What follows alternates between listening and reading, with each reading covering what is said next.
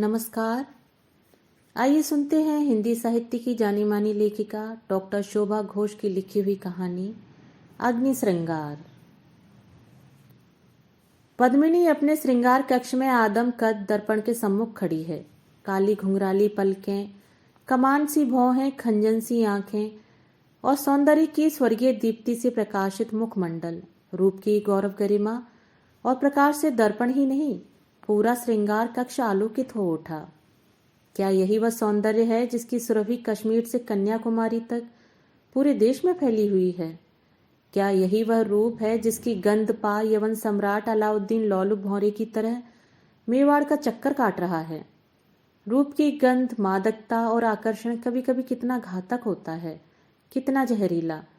रूप राशि पद्मिनी ने अपना चेहरा दर्पण में फिर देखा। उसे अपने सौंदर्य से घृणा हो आई। यह रूप राशि उसके निष्कलंक चेहरे पर, निष्कलुष चरित्र पर कालिक पोत गई है। शिराओं में खून खौलने लगा, आंखें आग उगलने लगी। लगा कि दर्पण के सम्मुख एक जहरीली नागिन फुफकार मार उठ रही है। ज्वालामुखी भभक उठा हो, प्रशांत सागर में ज्वार उठ गया हो। भ्रिकुटियां तन गई, नासिका कंपित हुई, भुजाएं फड़क उठी। कमर से कसी कटार अपनी रक्त प्यासी जिह्वा लपलपाने लगी। पद्मिनी का संपूर्ण शरीर कांप उठा इस कल्पना से, और कितनी घृणित कल्पना। उसके रूप सौंदर्य से आकृष्ट होकर यवन सम्राट ने उसकी प्रिय मातृभूमि पर चढ़ाई कर दी है, और रूप राशि पद्मिनी को प्राप्त करने के लिए उसकी सेना मेवाड़ का घेरा डाले पड़ी है। एक नारी के लिए आज प्रिय मेवाड़ भूमि पर संकट आ पड़ा है और उसकी स्वतंत्रता खतरे में है। एक नारी के सौंदर्य की बलिवेदी पर हजारों वीर अपने प्राणों की बलि चढ़ा चुके हैं। यह सब केवल एक नारी के लिए, केवल एक नारी के रूप के लिए। दुनिया क्या कहेगी और इतिहास क्या कहेगा? पद्मिनी का आरक्त मुखमंडल दर्पण में प्रतिच्छवित हो उठा। विचार श्रृंखलाओं ने क्रोध के आवेग का अवरोध किया। इसी अप्रत्याशित राष्ट्रीय संकट की घड़ी को टालने के लिए पद्मिनी ने आत्मसम्मान से राष्ट्र सम्मान से समझौता किया था। मेवाड़ की महारानी की प्रतिछवि देखकर आक्रमणकारी यवन सम्राट वापस लौट जाएगा, इस घृणित प्रस्ताव पर पद्मिनी ने अपनी स्वीकृति दे दी थी।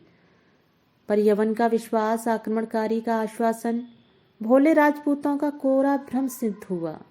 इतिहास बार बार यही कहता आया है कि देश ने जब जब आक्रमणकारी पर विश्वास किया है, धोखा खाया है। आक्रमणकारी यवन सम्राट को भी दर्पण में पद्मिनी की प्रतिछवि से संतोष न हो सका। वह अपना वचन, आश्वासन भूल बैठा।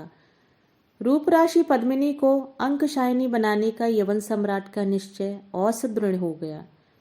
मेवाड़ का घेरा और दृढ़ होता गया। दुर्ग का एक एक द्वार हजारों राजपूतों की बलि के बाद टूटने लगा। दुर्ग के रक्षकों की संख्या कम होने लगी, और एक दिन वह घड़ी भी आ गई कि राणा यवन सम्राट की सेना द्वारा बंधक बना लिए गए। अलाउद्दीन ने पद्मिनी के पास संदेश भिजवाया कि यदि वह अपनी खुशी से शाही हरम में आ जाएगी तो वह बंदी राणा को मुक्त कर देगा। मेवाड़ की महारानी ने साहसपूर्वक उक्त प्रस्ताव स्वीकार कर लिया था, और 500 पालकियों में दासियों के साथ वह यवन सम्राट के खेमे की ओर चल पड़ी थी। खेमे में पहुंचते ही पालकियों से तलवार लिए राजपूत निकल पड़े और रंगरेलियां मनाते हुए यवनों पर टूट पड़े। मेवाड़ की महारानी बंदी राणा को मुक्त करके दुर्ग में वापस लौट आई थी। वीर राजपुतानी का वह शौर्य विश्व इतिहास का स्वर्णिम पृष्ठ बना हुआ है। महारानी पद्मिनी के मेवाड़ की उस पुत्री के चेहरे पर आज चिंता की रेखाएं क्यों? आशंका का दर्पण कांप उठा। मेवाड़ की महारानी का शरीर कांप रहा था। क्या भय और आशंका से? नहीं, वह राजपुतानी है। उसका शरीर मेवाड़ की मिट्टी से बना है। त्याग भूमि मेवाड़ बलिदानी राजपूतों के रक्त से सनी है।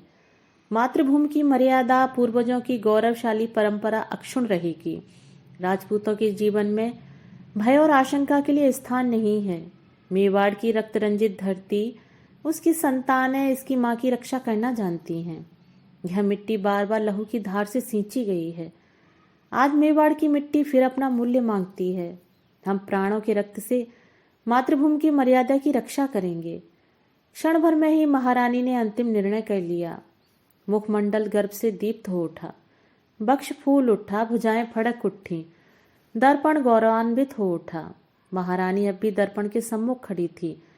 दासी ने आकर खबर दी, दुर्ग का पूर्व द्वार ध्वस्त हो चुका है, यवन सैनिक किले में प्रवेश कर रहे हैं। पद्मिनी की भौहें क्षणभंगर को संकुचित हुई, पर केवल क्षण भर के लिए। फिर वह दर्पण के सम्मुख श्रृंगार में व्यस्त हो गई। दूसरी दासी ने आकर समाचार दिया, महारानी, दुर्ग का उत्तर का द्वार भी ध्वस्त हो गया। महारानी के चेहरे पर कोई परिवर्तन नहीं हुआ। महारानी श्रृंगार कर रही थी। दासियां श्रृंगार सामग्री लिए खड़ी थीं। घुंघराली अलकों में सुंदर सुगंधित लाल लाल फूल, लाल रंग की साड़ी, माथे पर लाल बिंदी, मांग में सिंदूर की लालिमा। ऐसा लग रहा था मानो महारानी पद्मिनी रक्त श्रृंगार कर रही हों। रत्न जड़ित आभूषणों के मध्य झिलमिलाती रूप राशि पद्मिनी ने दर्पण में अंतिम बार अपना रूप देखा। महारानी, यवन सेना अंतपुर के द्वार तक आ पहुंची है। संदेशवाहिका दासी की बात अनसुनी करती हुई महारानी बोली, चिता तैयार है? मेरा साथ कौन देगा? श्रृंगार कक्ष में एकत्र क्षत्राणियों में हलचल सी मच गई। एक संवेद स्वर फूट पड़ा, मेवाड़ की जय, महारानी पद्मिनी की जय। हम सब आपके साथ चलेंगे महारानी। यवन सम्राट एक भी राजपूत रमणी की परछाई तक न देख सकेगा, मृत्यु के बाद भी नहीं। महारानी पद्मिनी का चेहरा गर्व से उद्दीप्त हो उठा। चिता तैयार हो चुकी थी। महारानी का श्रृंगार समाप्त हो चुका था। दासियों ने महारानी की आरती उतारी, मंगल तिलक लगाया। आगे आगे महारानी पद्मिनी, पीछे पीछे मेवाड़ की वीरांगना क्षत्राणियों का समूह। देवता इस अपूर्व छवि पर मुग्ध होकर पुष्प वृष्टि कैसे न करें। सामने चिता धधक रही थी। अग्निदेव अट्टहास कर रहे थे। महारानी सीता की अग्नि परीक्षा, पद्मिनी का अग्नि श्रृंगार, गगनचुंबी लपटें मेवाड़ की क्रांति गाथा अनंत अंबर से प्रसारित कर रही थी। तभी एक दासी ने आकर निवेदन किया, महारानी, महाराणा ने मातृभूमि की रक्षा के लिए असंख्य यवनों को मौत के घाट उतारते हुए वीरगति प्राप्त की है। महारानी ने एक दीर्घ श्वास ली। संभवतः वह अब तक इसी समाचार की प्रतीक्षा कर रही थी।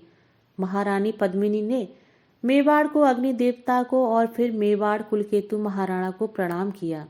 महारानी पद्मिनी की जय के नाद से संपूर्ण रत्न वातावरण मुखरित हो उठा। मेवाड़ की जय, महारानी पद्मिनी ने दोहराया। एक स्वर्गीय मुस्कान महारानी के अधरों पर खिल गई। दूसरे ही क्षण महारानी प्रज्वलित चिता के बीच कूद पड़ी। गगनचुंबी लाल लपटों ने उन्हें अत्यंत प्रेम से अपनी बाहों में ले लिया। रूप राशि पद्मिनी का अंतिम श्रृंगार, अग्नि श्रृंगार समाप्त हो गया। महारानी के बाद एक एक कर मेवाड़ की ललनाएं चिता में कूदती गईं। अंतःपुर खाली हो चुका था। बलिदानी क्षत्राणियों की पांत समाप्त हो चुकी थी। सब कुछ समाप्त हो गया, लेकिन मेवाड़ की आन की कीर्ति पताका आकाश में लहरा रही थी। दूसरे दिन यवन सम्राट की सेना ने अंतःपुर में प्रवेश किया तो पाया राख की ढेरी, मुट्ठी भर राख। यही अपूर्व, लावण्यमयी, अद्वितीय सुंदरी पद्मिनी के सौंदर्य का अवशेष था। दोस्तों, अभी आप सुन रहे थे डॉक्टर शोभा घोष द्वारा लिखी हुई कहानी अग्नि श्रृंगार। मिलते हैं एक और नई कहानी के साथ। धन्यवाद।